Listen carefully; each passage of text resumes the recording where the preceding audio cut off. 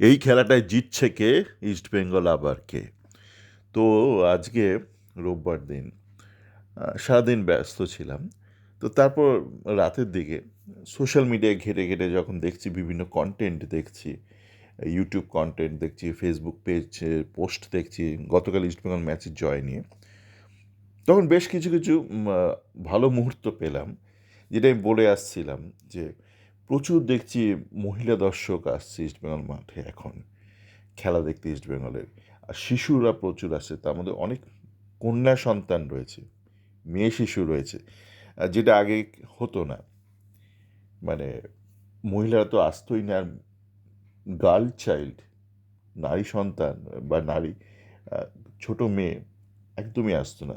কুমারী মেয়ে ওই আমরা কুমারী পুজোতে শুধু দেখতাম, দুর্গা পুজোর সময় কিছু কিছু জায়গায়। খেলার মাঠে ওই বাচ্চা মেয়ে আসতো না।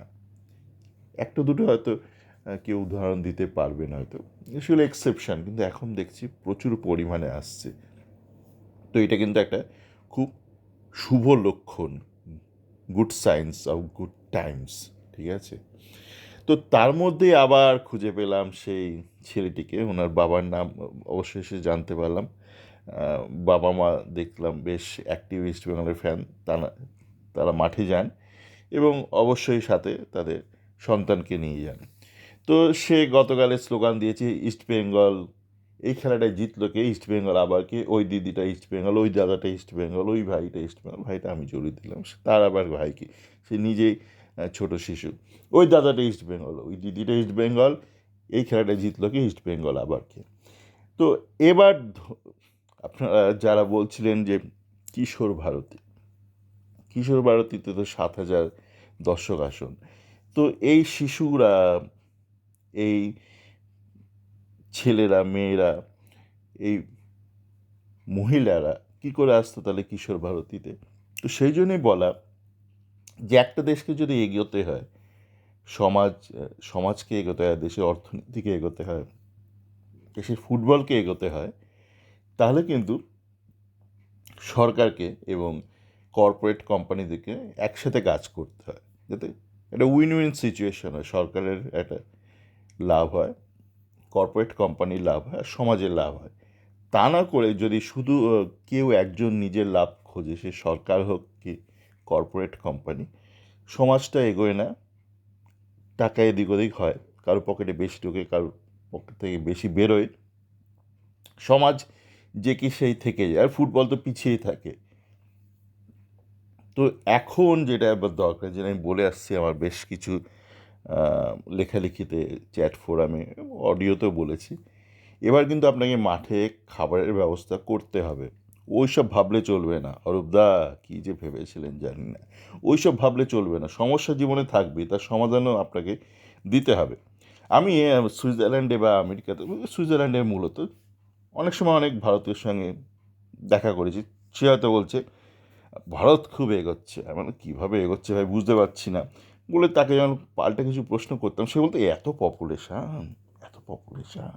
তাহলে পপুলেশন আছে, এটা পপুলেশন তো আর উড়ে যাবে না কোনো দিন। তো এই পপুলেশনটার সমস্যা আমি তো অস্বীকার করছি না, তো এর সমাধানটা কি তুমি বলো? তুমি 40 বছর নাও সময়, 50 বছর নাও, যত ইচ্ছা সময় নাও, 100 বছর নাও, কিন্তু 100 বছরের একটা প্রোগ্রাম যদি তোমায় করতে হয়, একটা সোশ্যাল আপগ্রেডেশন, সোশ্যাল আপলিফটমেন্ট, তা তো ইন্ডিভিজুয়াল মাইলস্টোনস থাকবে। যে 40 বছরের প্রোগ্রাম হয়, তার 20 বছরের একটা মাইলস্টোন থাকবে, 10 বছরের থাকবে, 5 বছরের থাকবে, এবং প্রত্যেকটা বছরে একটা করে মাইলস্টোন থাকবে। আমি কিন্তু ভাই 40 বছর তোমায় সময় দিতে রাজি আছি, কিন্তু তোমার প্রত্যেকটা ছোট বড় মাঝারি সমস্ত মাইলস্টোনকে আমি মাপবো। তুমি 1 বছর বাদে কোথায় যাচ্ছ, 2 বছর বাদে কোথায় যাচ্ছ, মানে তুমি আমাকে বলতেই পারো যে কলকাতা থেকে দিল্লি দাদা, আমি তোমায় 3 দিনে পৌঁছে দেবো, আমার গাড়িতে করে আমি তোমাকে 3 দিনে পৌঁছে দেবো, খুব ভালো কথা। তোমাকে আমি বলতে হবে যে আমি 2 দিনের মাথায় কোথায় ঠিক পৌঁছাবো, 1 দিনের মাথায় কোথায় পৌঁছাবো, প্রথম 12 ঘন্টার বাদে কোথায় পৌঁছবো। এখন যদি আমি দেখি তুমি 2 দিন পেরিয়ে গেল, তুমি এখনও কোলাঘাট পেরোতে পারলে না, তো বললো ভাই তুমি আমার সঙ্গে কি মশকরা করছিলে? তো এখন এই যে ভারতীয় ফুটবলকে এই নিয়ে এগোতে গেলে কিন্তু সবাইকে নিয়ে এগোতে হবে, আর সমস্যা থাকবে, তার সমাধানও আছে। এই অরূপ বিশ্বাস বা জানি না এটা কার মস্তিষ্ক প্রসূত, যে খাবার দাবার নাকি লোকে গ্যালারি থেকে ছুঁড়ে নাকি প্লেয়ারদের শারীরিকভাবে ক্ষতি করবে। জানি না এটা কার মাথা থেকে বেরিয়েছে, আমি ভুল হতেও পারি, হয়তো অরূপ বিশ্বাসের মাথা থেকে নয়, হয়তো তার আগে কারো মাথা বেরিয়েছে এবং তারপর অরূপ বিশ্বাস এটা কপি করে ছিলেন যখন উনি ছিলেন স্পোর্টস মিনিস্ট্রিতে। দেখুন, অরূপ বিশ্বাস অনেক ভালো কাজ করেছে বাংলার ফুটবলের জন্য, কিন্তু এই বিষয়টাতে উনি কোনো কাজ করেননি, মানে এই যে খাবারের ব্যবস্থাটা করা। তো জলের ব্যবস্থাটা আমি কিছুদিন আগেই সুইজারল্যান্ডে একটা ফুটবল ম্যাচে গিয়েছিলাম, তো সেখানেও একই রকম, বোতল অ্যালাউ করে না, কারণ বোতল আপনি ছুঁড়ে মারতেই পারেন, তাতে করে অনেক লিগ্যাল প্রবলেম হতে পারে ক্লাবের, টুর্নামেন্টের। কিন্তু সেখানেও আমি দেখেছি সারাক্ষণ লোকজন খাওয়া দাওয়া করছে, বাচ্চারা মাঠে যাচ্ছে, মহিলারা মাঠে খাওয়া দাওয়া করছে, এবং ওখানে তো বিয়ার ঠিয়ার অ্যালাউড, আমি বলছি না ভারতে বিয়ার অ্যালাউ করুন, কিন্তু কোক, সফট ড্রিঙ্কস, জল ছোটো ছোটো কাগজের গ্লাসে করে তারা কিনছে খাচ্ছে, গ্যালারিতে বসে খালি খাচ্ছে আর খেলা দেখছে। এবার ধরুন এই যে বাচ্চাটা, ওই দিদিটা ইস্ট বেঙ্গল, ওই দাদাটা ইস্ট বেঙ্গল, ওকে কি আপনি এক্সপেক্ট করছেন, জানি না কত বয়স, হয়তো 5 হবে বা তারও কম হবে, আপনি কি এক্সপেক্ট করছেন ও এখন থ্রু পাস, এই পাস সেই পাস, ফার্স্ট টাচ এগুলো বুঝবে? ও ভয় চলে পালিয়ে যাবে আপনি যদি এখন এই বয়সে ওকে ফুটবলের একদম টেকনিক্যালিটিস বোঝাতে চান, বিল্ড আপ ফুটবল ওকে বোঝাতে চান, মানে এইসব যদি আপনি ওকে বোঝাতে যান, তাহলে ও ঘেটে যাবে এই বয়সে। ওকে খেলাটাকে, মাঠের এই এক্সপিরিয়েন্সটাকে এনজয় করতে দিতে হবে। তারপর যারা প্রথম প্রথম মহিলা দর্শক আছে, অনেকেই তো মনে মনে ইস্ট বেঙ্গল, তারা মাঠে যেত না এতদিন। আমি অনেককে দেখছি, মানে একজনের মা, তিনি তার স্বামীর সাথে এবং সন্তানের সাথে, সন্তান বড় সন্তান, তারা মাঠে যাওয়া শুরু করেছে। তো এখন তাদেরকে কিন্তু ব্যাপারটা আকর্ষণীয় করতে হবে, যে কিছু একটা অ্যাকশান হচ্ছে, খাওয়া দাওয়া হচ্ছে, যেমন সিনেমা। আপনি যদি এখন ধরুন একটা মুভি একটা শিখতে চান, তাহলে আপনি সিনেমাটাকে একটা দৃষ্টিভঙ্গি নিয়ে দেখবেন। সিনেমার বিভিন্ন ফ্রেমিং, বিভিন্ন যে টেকনিক আছে, এই কাট জাম্প কাট, যেসব টেকনিক আছে আমি অত ডিটেলে জানিও না। তো আপনি ওই টেকনিক্যালিটিসগুলো আপনি বোঝার চেষ্টা করবেন, ক্যামেরার মুভমেন্ট, ক্যামেরার অ্যাঙ্গেল, কতটা প্রক্সিমিটি থেকে শট হচ্ছে বা লং ডিস্টেন্স থেকে শট হচ্ছে, কোথায় কাট করছে, আপনি সেই দৃষ্টিভঙ্গি নিয়ে দেখবেন। কিন্তু সাধারণ মানুষ যারা সিনেমাটাকে হিট করে, তারা তো এটা দেখে না। তারা একটা ওভারঅল একটা প্যাকেজ দেখে, কিছু অ্যাকশন দেখে, কিছু মেলোড্রামা দেখে, কিছু সেন্টিমেন্ট, ইমোশন, কিছু জ্ঞান শোনেন, সাথে প্রচুর পপকর্ন খান, খাওয়া দাওয়া করেন, স্যান্ডউইচ খান, সিঙ্গারা খান, তারা একটা ভালো একটা 2.5 ঘন্টা 3 ঘন্টার একটা একটা বিনোদন পান। তো এই খাবার দাবারগুলো কিন্তু খুব দরকার। আমি আগেও বলেছি, একাধিকবার বলেছি, যে আপনি কেউ যদি একটা স্যান্ডউইচ খায়, এই স্যান্ডউইচ ছুঁড়ে আপনি তো মানে একদম সেই জানি না, সেই সসার আছে, সেই সসার ছুঁড়ে খেলাধুলো করে না বাচ্চারা, মানে প্লাস্টিকের সসার, কি বুমেরাং টাইপ। তো আপনি স্যান্ডউইচটাকে ওইভাবে ছুঁড়ে কি মানে মিগুয়েলের ওপর আপনার রাগ প্রদর্শন করবেন? কোনো কারণে রাগ হলে মিগুয়েলের ওপর কি নান্দার ওপর, মানে স্টেডিয়াম থেকে স্যান্ডউইচ ছুঁড়ে মারবেন? বা কোনো হালকা খাবার, পটেটো চিপস ছুঁড়ে মারবেন স্টেডিয়াম থেকে? আপনার প্যাকেটও তো বিক্রি করতে বলছি না, আমি বলছি আপনি কাগজের খোলা জায়গাতে বিক্রি করুন। তো কিছু কিছু খাবার তো বিক্রি করাই যায়, যেগুলো সমস্ত স্টেডিয়ামেই হচ্ছে, গোটা বিশ্ব জুড়ে, ইউরোপে হচ্ছে ফুটবল স্টেডিয়ামে। তো আমাদের কিন্তু সেগুলো ভাবার সময় এসেছে। আপনি বলতে পারবেন না যে নোংরা করবে, তো আমরা তো দেখি যে সিনেমা হলে, মাল্টিপ্লেক্সে একটা শো হয়ে যাওয়ার পর কিছু করে 10-15 মিনিটের বাদে পরবর্তী শো শুরুর মধ্যেই কিন্তু তারা পরিষ্কার করে নেয়। আর মাল্টিপ্লেক্সে তো আরও বেশি লোকে মানে ইচ্ছা করে যেন পপকর্নটা খেয়ে নিচে ফেলে, ইচ্ছা করে বেশি বেশি করে।